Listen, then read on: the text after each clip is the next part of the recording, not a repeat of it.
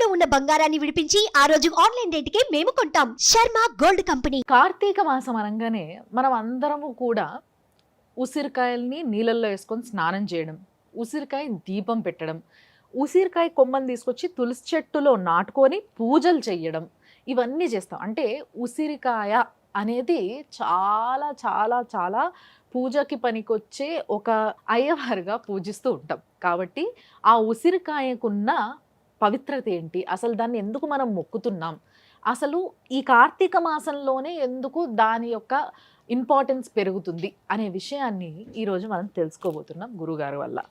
గురుగారు నమస్తే. జై వీర బ్రహ్మజీ. నమస్కారం తల్లి. గురుగారు, అయితే ఉసిరికాయ అనేది మనం ఈ మాసం అంతా ఏదో ఒక విధంగా, నేను ఇందాక అన్నట్టుగా ఏదో ఒక విధంగా మన స్నానంలో కానీ, పూజలో కానీ, దీపంలో కానీ వాడుతూ ఉంటాం. మిగతా సమయాల్లో ఉసిరికాయని మంచిగా పచ్చడి పెట్టుకొని భక్షిస్తూ ఉంటాం. కానీ ఈ మాసం అదే ఉసిరికాయకి పూజ చేస్తున్నాం. అసలు ఏంటి, ఎందుకు ఇలా? కార్తీక మాసానికి ఆ పేరు ఎట్లా వచ్చింది, ఎందుకు ఈ విధమైనటువంటి పరిస్థితులు అంటే, కృత్తికా నక్షత్రయుత పౌర్ణిమ కార్తీక మాస. ఆ కృత్తికా నక్షత్రానికి సంబంధించినటువంటి సమీపంలో పౌర్ణమి వస్తే ఇది కార్తీక. ఏ మాసానికైనా ఆ పేరు రావడానికి కారణం ఏంటంటే, ఆ పౌర్ణమి అనేటువంటి తిథి ఏ నక్షత్రానికి దగ్గరగా వస్తుందో ఆ మాసానికి ఆ పేరు పెట్టాం. ఈ కార్తీక మాసం అన్నటువంటిది పరమేశ్వరుడికి మాత్రమే ప్రీతి కలిగింది అని మనం అనుకుంటాం.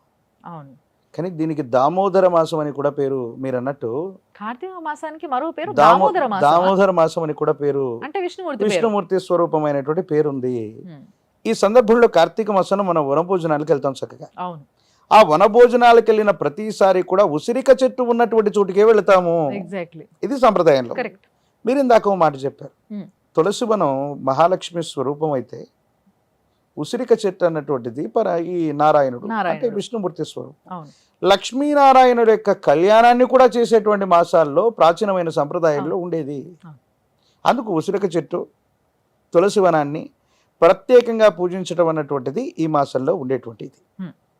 మనం అనుకుంటాం కార్తీక మాసం అనేటువంటిది శివుడికి మాత్రమే విశేషం, శివుడిని అభిషేకించుకోవాలి, శివాలయానికి వెళ్ళి దీపాలు పెట్టాలి.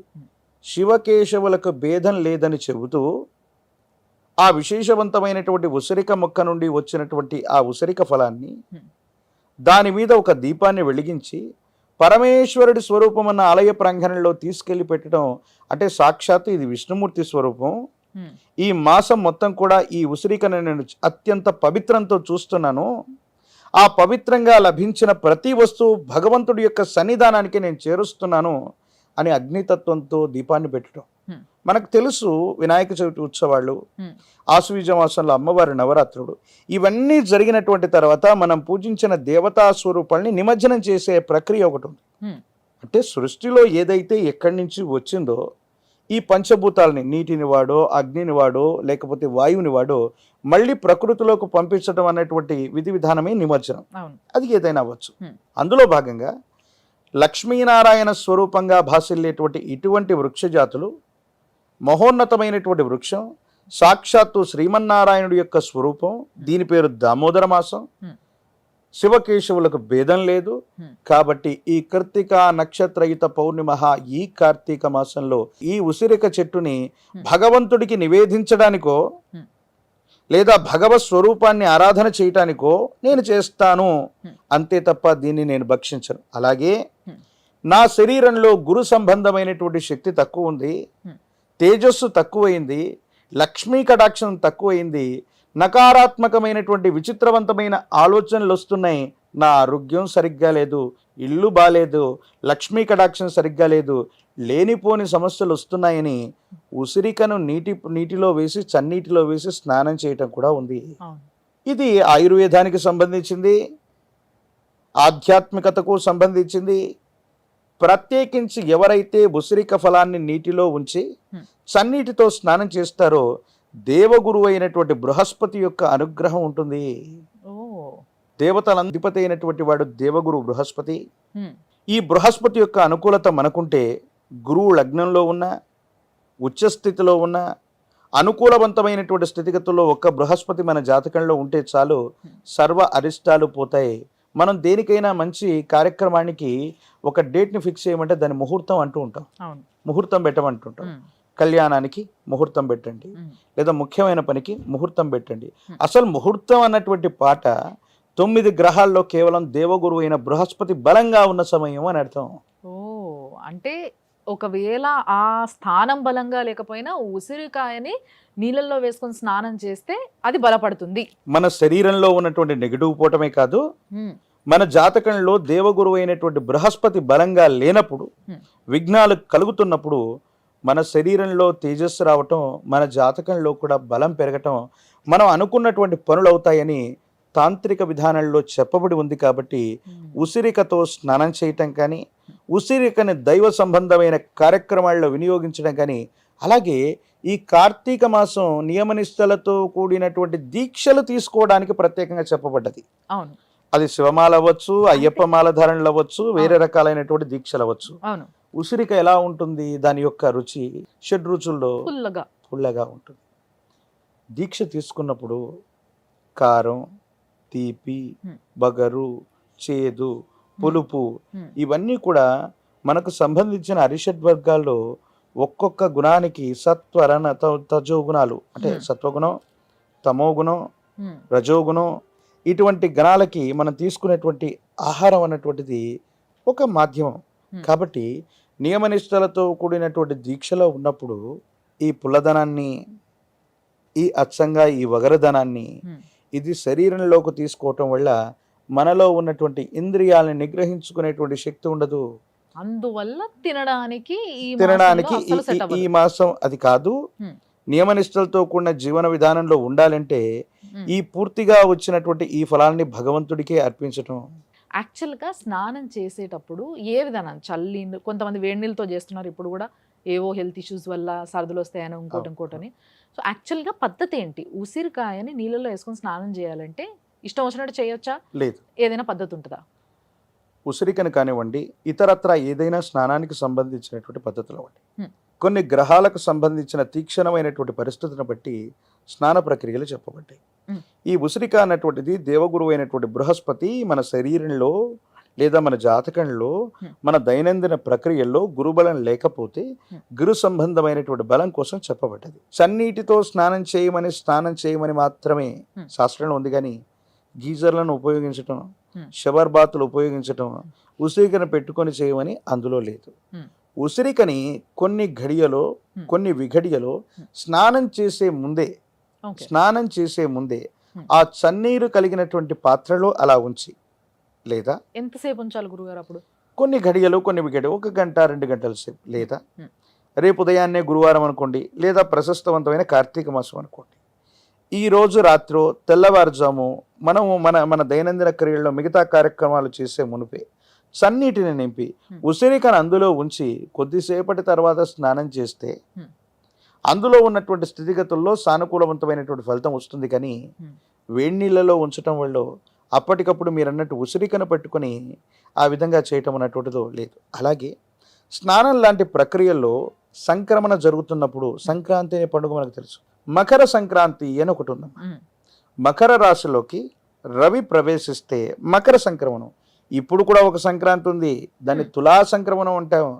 తులా రాశిలోకి Okay. రవి వస్తే ఇది తులా సంక్రమణం. ఉమ్, తులా సంక్రమణలో జరిగేటువంటి మాసం కార్తీక మాసం. Hmm. మనకు సంక్రాంతి పర్వదినం మకరంలోకి సంక్రమణ జరిగితే రవి అది మకర సంక్రమణం. Hmm.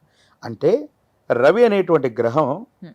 ఒక్కొక్క రాశిలోకి వెళుతూ ఉన్నప్పుడు దేశ కాలమాన పరిస్థితులు, ఋతువుల్లో కొన్ని అనుకూల ప్రతికూలవంతమైన మార్పులు వస్తుంటాయి. కాబట్టి ఆ సంక్రాంతి రోజే మనం ప్రత్యేకమైనటువంటి ఇలాంటి స్నానాలు చూస్తుంటాం. అవును. పిల్లలకు భోగి పళ్ళేస్తాం సంక్రాంతికి. అవును. అలాగే రథసప్తమి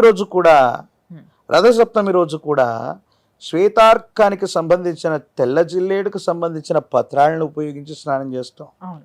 అవును. వీటన్నిటిని రెడీమేడ్గా అప్పుడప్పుడు తెచ్చుకున్నటువంటి విధి విధానంలో, అంటే Hmm. ఈ 21వ శతాబ్దంలో చాలా స్పీడ్ అయిపోయాం మనం. Hmm. స్నానాన్ని కూడా కొంతమంది 2 రోజులకు ఒకసారి చేస్తున్న వాళ్ళు ఉన్నారు, అది వేరే సంగతి. అవును. శాస్త్రం ఒక్క రోజుకు 3 సార్లు స్నానం చేయమంటే ఒక్కసారి కూడా మనం చేసే పరిస్థితి లేనటువంటి పరిస్థితులు, దౌర్భాగ్యమైనటువంటి పరిస్థితులు కూడా అంటే వచ్చాయి. ఈ పరిస్థితులు కూడా ఎట్లా మారినాయంటే గురుగారు, కొన్ని కన్సిడర్ చేయాలి. Yes.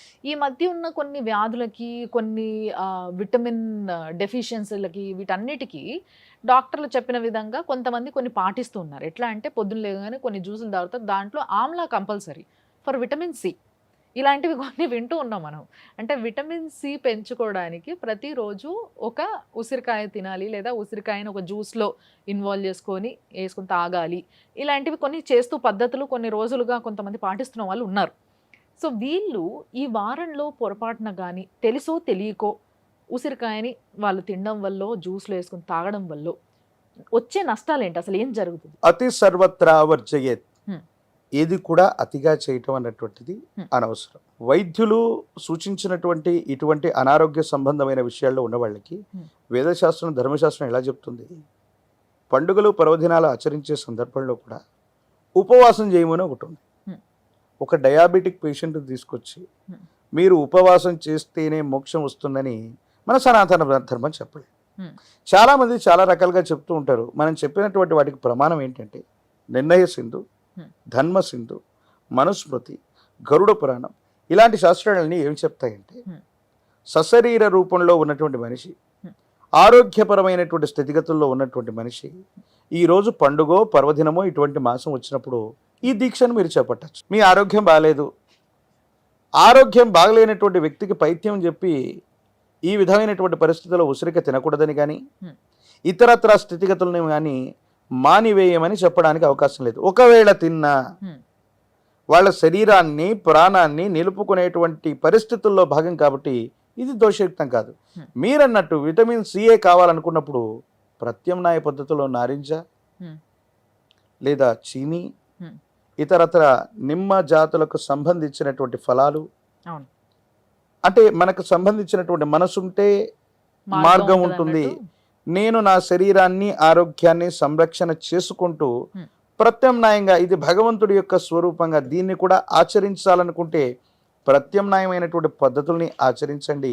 ఒకవేళ లేదు, విపత్కరమైన పరిస్థితుల్లో అనారోగ్య సమస్యల్లో ఉన్నాను, నేను ఇవి ఆచరించలేను అనుకున్నంత మాత్రం చేత మనకి ఎటువంటి దోషయుక్తమైనటువంటి పరిస్థితి కలగదు.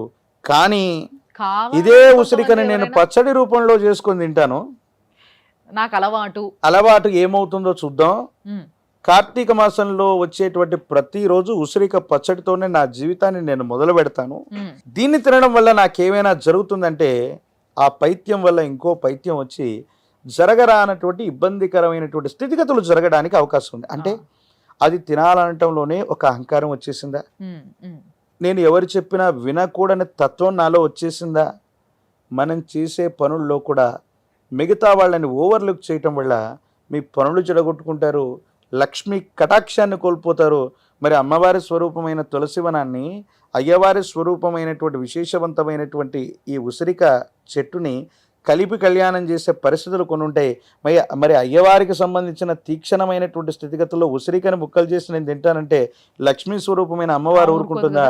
ఆర్థిక నష్టాలు భాసిల్లుతాయి. ఇటువంటి విపత్కరమైనటువంటి ఇబ్బందులు మనం చేసుకుంటే, తెలిసి కూడా పొరపాట్లు చేస్తే, తప్పిదాలు చేస్తే ఆర్థిక పరమైనటువంటి అంశాల్లో మీకు తీక్షణమైనటువంటి ఇబ్బందులు వస్తాయి. దివాలా తీశారని, అజ్ఞాతవాసంలో ఉన్నారని, అరణ్యవాసంలో ఉన్నారని ఎప్పుడో పేపర్లలో, ఉపనిషత్తుల్లో, వేదాల్లో, లేకపోతే పురాణాల ఇతిహాసాల్లో చదువుకుంటుంటాం. అటువంటి కొన్ని గడియలైనా ఇట్లాంటి పెద్దలు చెప్పినవి, శాస్త్రం చెప్పినవి విరుద్ధంగా నడుచుకుంటే అవి కొన్ని నిమిషాలు, కొన్ని గంటల్లో మన జీవితంలో చదవడానికి కూడా ఉంటాయి. కాబట్టి ఎవరు కూడా ఈ లక్ష్మీ కటాక్షాన్ని మిస్ అవ్వకూడదు. ధనం మూలం ఇదం జగత్. ధనం అంటే కేవలం ధనం అంటే డబ్బు ఒకటే కాదు, ఆరోగ్యం, యశస్సు, కీర్తి, మంచి ఇల్లాలు, లక్ష్మీ స్వరూపం, విద్య, ఆరోగ్యం, ఇవన్నీ కూడా వాటిని మనం కోల్పోయేటువంటి అవకాశం ఉంది. చాలా చాలా బాగా చెప్పారు గురుగారు, దానికి ధన్యవాదాలు. నమస్కారం. జై వీరబ్రహ్మ, జై గోవిందమ్మ.